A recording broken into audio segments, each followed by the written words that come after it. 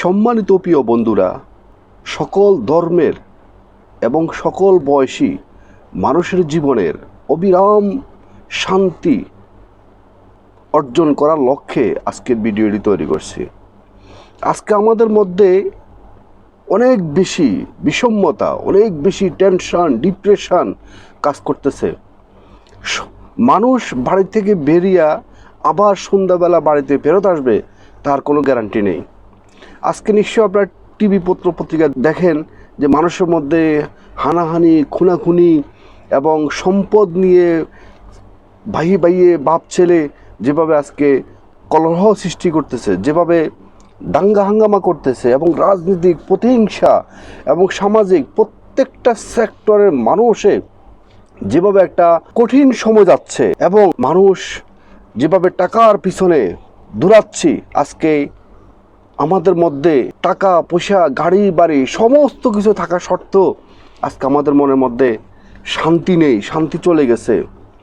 যেই কারণে আমরা এত কষ্ট করতেছি, এত মারামারি, কাটাকাটি, এত টাকা পয়সা, গাড়ি বাড়ি, নারী সমস্ত কিছু অর্জন করতেছি, কিন্তু সমস্ত কিছু দেখেন সবই ঠিক আছে, কিন্তু আজকে আমাদের মধ্যে থেকে শান্তি চলে যাচ্ছে। এবং মানুষের জীবনের সবচেয়ে পরম শান্তি হচ্ছে যে মানুষের ঘুম, আর সেই ঘুমটা পর্যন্ত আজকে মানুষের জীবন থেকে চলে গেছে। আজকে সেই ঘুমকে নিয়ন্ত্রণ করার জন্য কৃত্রিমভাবে মানুষ চেষ্টা করতেছে, অর্থাৎ মানুষ এখন প্রতিদিন মেডিসিন খেয়ে সে ঘুমকে নিয়ন্ত্রণ করার চেষ্টা করতেছে। তাহলে আজকে আমাদের মধ্যে যে কোথায় আমাদের সমস্যা, কেন আমাদের মধ্যে আজকে এত সমস্যা, কীভাবে আমাদের মধ্যে থেকে এই সমস্যাটা কেটে যাবে, সে নিরিখে আজকে ভিডিওটি তৈরি করছি। আমি আপনাদের কাছে হাত জোর করে অনুরোধ করব, আপনারা আপনাদের জীবনে শান্তি পাওয়ার জন্য অনেক সময় নষ্ট করছেন, জীবনে শান্তি পাওয়ার জন্য জীবনে অনেক কাজ করছেন, কিন্তু শান্তি আপনি পাচ্ছেন না, শান্তি আপনার থেকে চলে যাচ্ছে। আমি আপনাদের কাছে অনুরোধ করব, আজকে আমার যে ছোট্ট ভিডিওটি আপনি খুব মনোযোগ সহকারে ভিডিওটি দেখুন, দেখে আপনি 1 মাস আপনি এই ভিডিওটি অনুযায়ী নিজের জীবনকে পরিচালনা করুন। আমি আপনাকে 100% গ্যারান্টি দিব, আপনার জীবনে আর কখনো টেনশন থাকবে না। আপনি একটা রিল্যাক্স মানুষ, অবিরাম শান্তি প্রশান্তি আপনার জীবনে বয়ে যাবে। সেই নিরিখে আজকে আপনাদের জন্য গুরুত্বপূর্ণ কিছু পয়েন্ট নিয়ে আজকের ভিডিওটি তৈরি করছি।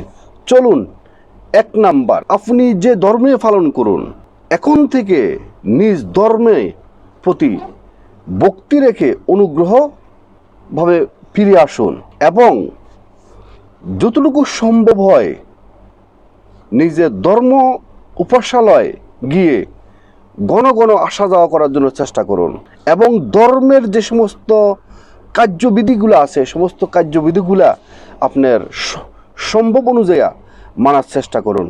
2 নাম্বার পয়েন্ট, আপনার নিকটতম যে কোনো সরকারি হসপিটালে গিয়ে প্রতি মাসে অন্তত 2 দিন ভিজিট করে আসুন। ওখানে গিয়ে দেখুন মানুষের কারো হাত নাই, কারো পাও নাই, কারো চোখ নাই, কেউ কিডনি রোগে ভুগতেছে, কেউ আপনার ক্যান্সারে ভুগতেছে, অর্থাৎ নানান রকম রোগে আক্রান্ত হয়ে হসপিটালে মৃত্যুর সাথে পাঞ্জা লড়তেছে।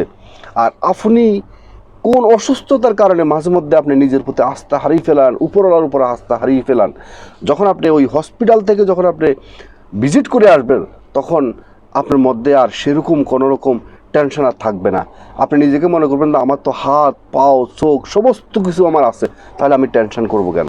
3 নাম্বার পয়েন্ট, আপনি যে ধর্মে আছেন প্রতি সপ্তাহ একবার আপনার কবর, আপনার চিতা, আপনার আত্মীয় স্বজনদের ওই সমস্ত শেষ সমাধি জায়গাতে গিয়ে 10 মিনিট নীরবতা পালন করবেন, এবং ভাববেন সে যখন পৃথিবীতে বেঁচে ছিল তার জীবনে অহংকার, টাকা পয়সা, গাড়ি বাড়ি এবং অনেক দম্ভ তার জীবনে ছিল, আজকে সে মাটির সাথে মিশে গেছে। 10 মিনিট চক্ষু বন্ধ করে ভাববেন, তাহলে দেখবেন যে আপনার মধ্যে অনেক পরিবর্তন আসবে। আপনি আসলে জীবনে চাচ্ছেন কি। 4 নাম্বার, প্রতিদিন আপনার আর্থিক সচ্ছলতা অনুযায়ী, সম্ভব অনুযায়ী যে কোনো অনাহারী ব্যক্তির মুখে আহার তুলে দিবেন। 5 নম্বর পয়েন্ট, আপনার চলার জীবনে অফিস আদালত রাজনৈতিক পারিবারিক সামাজিক যেখানে আপনার জামালাপূর্ণ মনে করবেন সেখানে তর্ক না করে সেটাকে ছেড়ে দিয়ে চলে আসবেন। 6 নম্বর পয়েন্ট, সকাল থেকে সন্ধ্যা অবধি পর্যন্ত অর্থাৎ ঘুমানোর আগ পর্যন্ত যতক্ষণ পর্যন্ত চলবেন মুখের মধ্যে একটা মিষ্টি হাসি রেখে চলবেন এবং অন্যের বদনামি করা থেকে দূরে থাকবেন। মিথ্যা কথা আস্তে আস্তে কমিয়ে ফেলান। 7 নম্বর, অন্যের দোষ ধরা অর্থাৎ খুদ ধরা থেকে বিরত থাকুন। নিজের দোষ ত্রুটিগুলোকে বের করুন, সেটাকে পরিবর্তন করার জন্য চেষ্টা করুন, কিভাবে এটাকে ওভারকাম করতে পারেন সেদিকে চেষ্টা করুন। 8 নম্বর, এখন থেকে যা ইনকাম করুন হালাল পথে ইনকাম করার জন্য চেষ্টা করুন। এটা বিশ্বাস রাখবেন রিজিকের মালিক হচ্ছে যে একমাত্র উপরওয়ালা। 9 নম্বর পয়েন্ট, যে সমস্ত ধার্মিক উপাসনালয় যে সমস্ত জায়গাগুলো আছে ওই সমস্ত জায়গাগুলোতে সহযোগিতার হাত বাড়িয়ে দিন। 10 নম্বর, মানুষের মনে আঘাত লাগার মতো অর্থাৎ কষ্ট পাওয়ার মতো কোনো কথা আপনার মুখ দিয়ে যেহেতু উচ্চারণ না হয়, কারণ মানুষের মনে আঘাত দেওয়া হচ্ছে মসজিদ ভাঙ্গা এবং মন্দির ভাঙ্গা সেম। এবং কোনো অসহায় মানুষ অর্থাৎ ভিক্ষুককে আমরা যাকে বলে থাকি যদি কখনো আপনার দরজায় আপনার কাছে হাত বাড়ায় কখনো খালি হাতে ফেরত দিবেন না, আপনার সম্ভব অনুযায়ী সহযোগিতা করবেন, সাহায্য করবেন। 11 নম্বর, যে কোনো শিশু যাদের বাবা পৃথিবী থেকে চলে গেছে বা মা পৃথিবী থেকে চলে গেছে বা কারো বাবা মা দুজনে চলে গেছে, যে সমস্ত এতিম সন্তানগুলো আছে আপনার চোখের সামনে যখন পড়বে তাদের মাথার উপরে আপনার হাতটা দিয়ে একটু আদর করে দিবেন, একটু মুছে দিবেন। 12 নম্বর, অসহায় মানুষের পাশে সবসময় দাঁড়াবেন। কারণ হচ্ছে প্রত্যেকটা মানুষের মধ্যে সৃষ্টিকর্তা বিরাজমান আছেন। আপনি যদি মানুষের পাশে দাঁড়ান তাহলে নিঃসন্দেহে উপরওয়ালা আপনার পাশে দাঁড়াবে। 13 নম্বর, যখনই আপনি সময় পাবেন আপনার রক্তের বন্ধন যে সমস্ত আত্মীয় স্বজনগুলো আছে ওদের একটু খোঁজখবর নেওয়ার জন্য চেষ্টা করবেন, নিবেন, হাই হ্যালো করবেন একটু মোবাইলে। এখন তো মোবাইলের মধ্যে ফ্রি টাইম আছে, হোয়াটসঅ্যাপ আছে, ইমো আছে, মেসেঞ্জার আছে। হয়তোবা যখন আপনি হঠাৎ করে তাদের সাথে যখন যোগাযোগ করবেন বা তাদের খোঁজখবর নেওয়ার জন্য চেষ্টা করবেন হয়তোবা আপনাকে নিয়ে তারা চিন্তিত হয়ে যাবে যে হঠাৎ করেই সে কেন আজকে আমাদের খোঁজখবর নিচ্ছে, হয়তোবা কোনো সমস্যা পড়ে গেছে বা কোনো স্বার্থের জন্য আমাদের খোঁজখবর নিচ্ছে। মানুষে মনে করুক, আপনি তো আপনার ভিতরটা আপনি জানেন যে আপনি এখন ন্যায়সম্মতভাবে মনের শান্তির জন্য আপনি প্র্যাকটিস করতেছেন বা শুরু করছেন।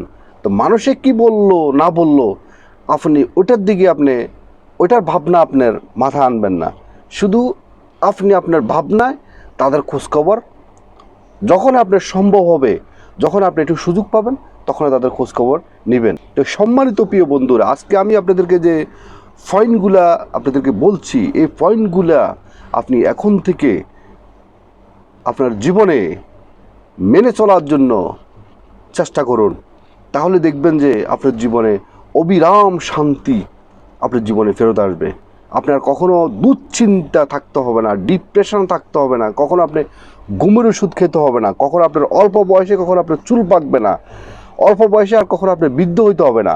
আপনার যখন বয়স শেষ হবে, কারণ জন্ম মৃত্যু হলো উপরওয়ালার হাতে, যখন আপনার হায়াত শেষ হয়ে আপনার যখন হায়াত শেষ হয়ে যাবে তখন আপনি পৃথিবী থেকে চলে যাবেন।